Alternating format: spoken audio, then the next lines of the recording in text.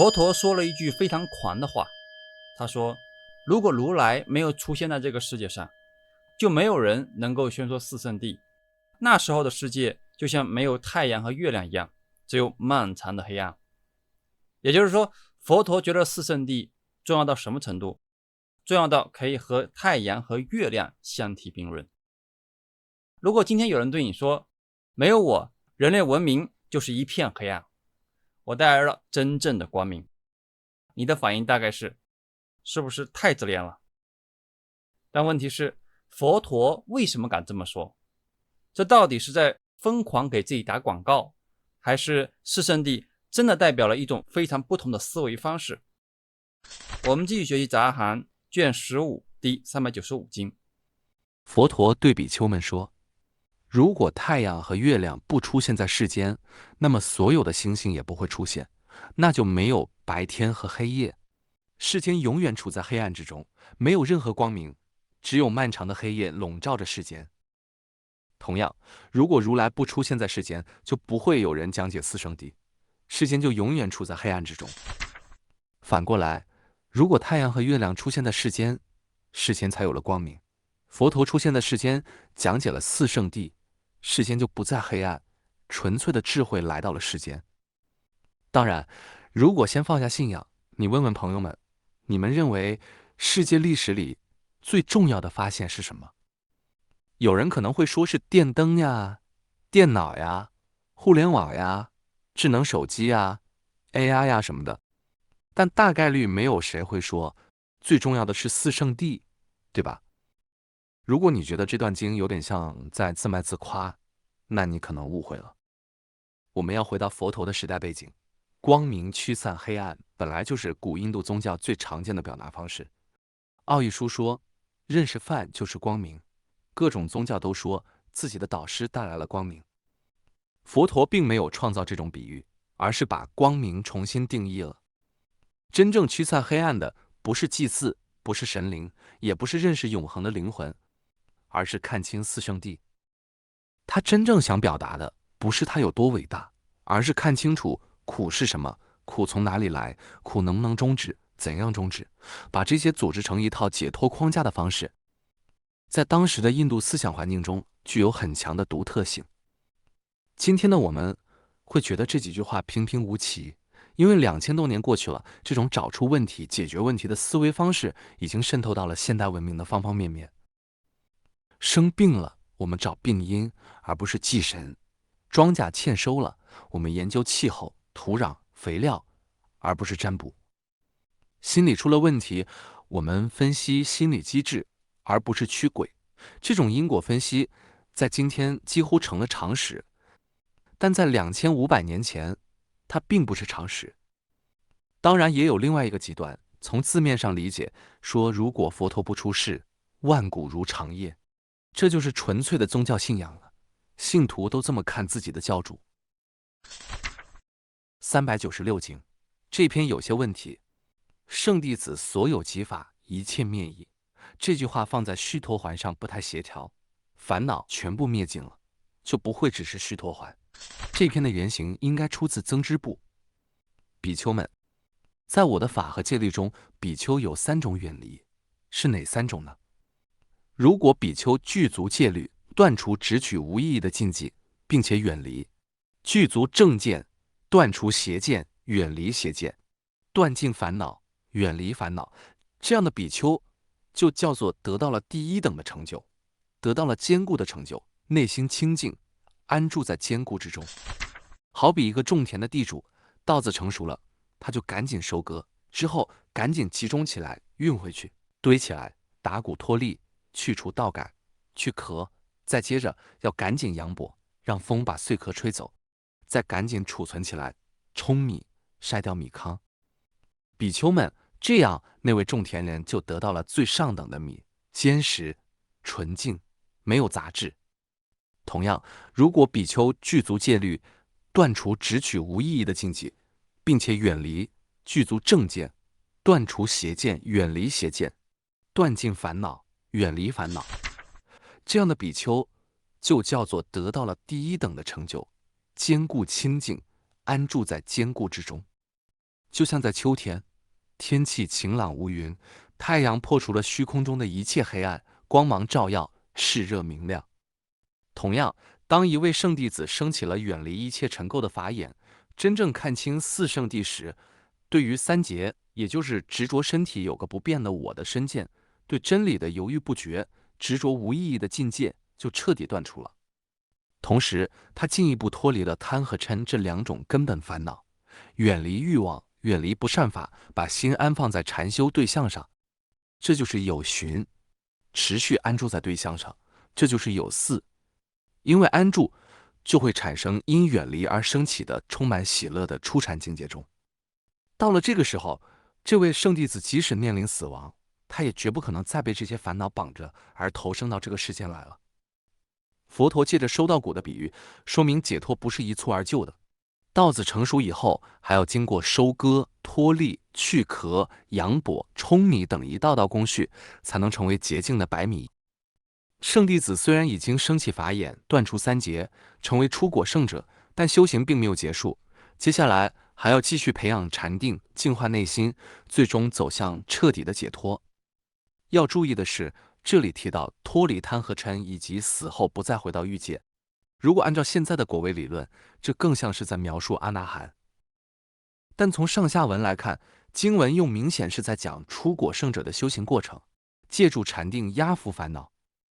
這也說明，在早期經典中，不同果位之間的界限還沒有後來阿毗達摩體系劃分的那麼嚴格。它們更像是一條不斷深化的修行光譜，而不是幾個彼此割裂、界限分明的等級。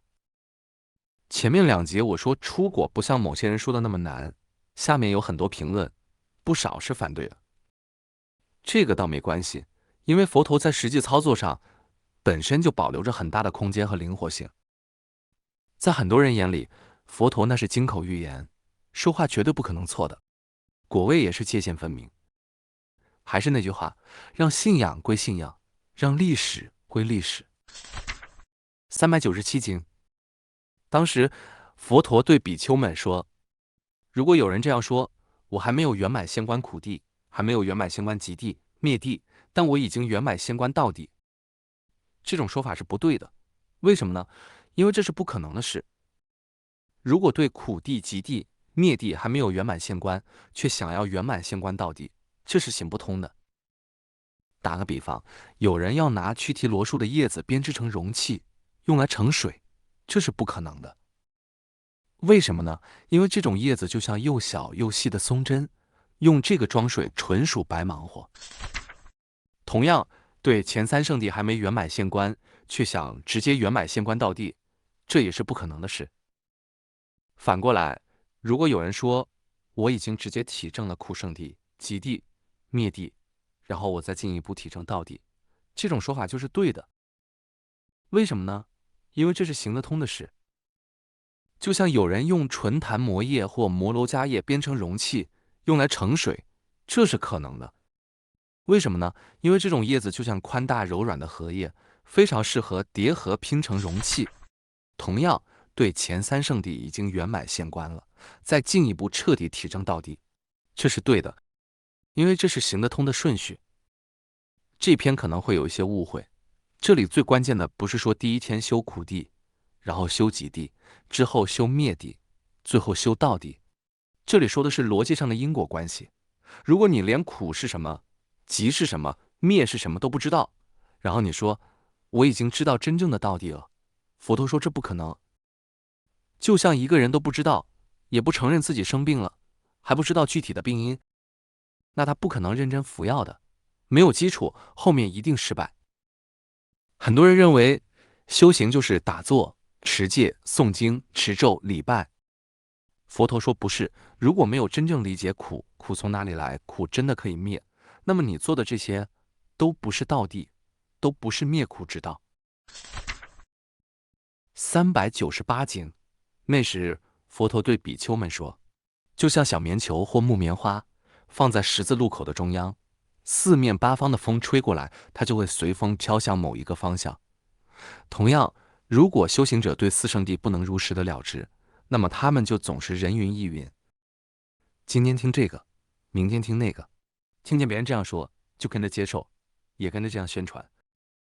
要知道，這種人過去沒怎麼修習過智慧，反過來用銅鐵打造的因陀羅柱深深地埋在地下，四方的狂風都無法讓他動搖。如果修行者能如實的了知四聖諦，那麼他們就不會人云亦云。他們不是今天突然聰明了，而是長期熏習智慧，所以不會被別人隨意帶着走，不再盲目跟隨別人的說法。如果沒有建立自己的觀察思辨能力，人就會像棉花一樣，今天相信某位網紅，明天相信另一位博主，後天相信某位大師，今天量子力學證明佛教，明天科學已經證明輪迴。熱點一變，他們的觀點也跟着變。而真正穩固的人，並不是拒絕聽取他人意見，而是以自己的如實觀察作為最終判斷依據，而不是放在名望、傳統或權威上。你最近有沒有被什麼熱點帶走過？可以在評論區自首。399經，這篇是類似的。如果修行者能如實了知四聖諦，那麼他無論到任何場所，都沒有人能辯倒他。那些證得心解脫和慧解脫的阿羅漢，甚至能讓對手們自慚形穢。這篇的重點不是辯論天下無敵，而是無論面對什麼學派、什麼理論、什麼觀點，他都不會動搖。不是因為嘴巴厲害，而是已經親自驗證過。就像有人告訴你火是涼的，你不會被說服，不是因為你口才好，而是因為你摸過。400經，這篇有點小問題，參考相應部的內容。佛陀說：比丘們，如果衣服或頭髮着火了，應當怎麼做呢？大德，如果衣服或頭着火了，為了撲滅衣服或頭上的火，應當升起強烈的意願，精進、努力、勇猛，不退轉，具足正念和正知。比丘們可以暫且擱置正在燃燒的衣服和頭髮，不去管它們，而應當對尚未如實現觀的四聖諦，為了達到現觀，升起強烈的意願，精進、努力、勇猛，不退轉，具足正念和正知。這就是修行要如救頭燃的出處。意思就是修行是10萬火急的事情，沒有任何事情比修行解脫更重要。四聖諦比什麼都重要。如果你相信輪迴，那麼修行四聖諦應該成為人生中最優先、最緊迫的事情，就像救頭上的火一樣，不要拖延。401經，這篇類似的。世尊對比丘們說，好比有一個人壽命100歲，有人對他說，如果你想聽聞正法，就必須每天早中晚都被扎100槍，天天如此，直到滿100歲，然後才能聽聞正法，證得當下現觀四聖諦。你願意嗎？那個人回答說，我願意。為什麼他能忍受呢？因為人在漫長的生死輪迴中一直在受苦，有時墮落地獄，有時做畜生，有時做惡鬼，在三惡道中白白承受了無數痛苦，而且在那樣的狀態下，連正法的名字都聽不到。所以，為了證得現觀四聖諦，他不覺得終身受300槍之苦是什麼大苦。所以，對四聖諦還沒有證得現觀的人，應當勤奮精進，升起強烈的意願，努力修習，直到證得現觀。如果是現在的網友，聽堂課，100年裡每天早中晚各扎100槍，大概第一反應不是我願意，而是這課程是不是太殘暴了？但這個比喻為什麼成立？因為100年的人間痛苦，在無窮輪迴面前，根本算不了什麼。403經，世尊對比丘們說：我和你們過去，都是因為沒有如實知、如實見四聖諦，所以一直在生死中輪迴流轉。現在我如實知、如實見四聖諦了，所以能從生死中解脫。這幾篇都沒有講什麼新的內容，都來說四聖諦很重要，四聖諦很重要，四聖諦真的很重要。他們都有一個完整的邏輯，不知道四聖諦，那就繼續受苦；知道四聖諦，就可以滅苦。四聖諦是整個輪迴宇宙的出口。那人為什麼會一直受苦？因為你在生死輪迴。所以四聖諦的滅苦理論暗含着一個非常重要的宇宙前提：人死了還會再生，而且不是偶爾再生一次，而是无始以來不斷死不斷生，不斷在天、人、畜生、地獄、惡鬼之間流轉。那問題來了，佛陀為什麼會相信這一切？這是佛陀親自證悟的嗎？還是古印度本來就存在輪迴觀念？今天我們熟悉的業、輪迴、地獄、惡鬼、六道，在佛陀時代是不是就是現在這個樣子？這個問題沒弄清楚，我們其實都只是迷信。下一集我們就來看看輪迴到底是怎麼回事。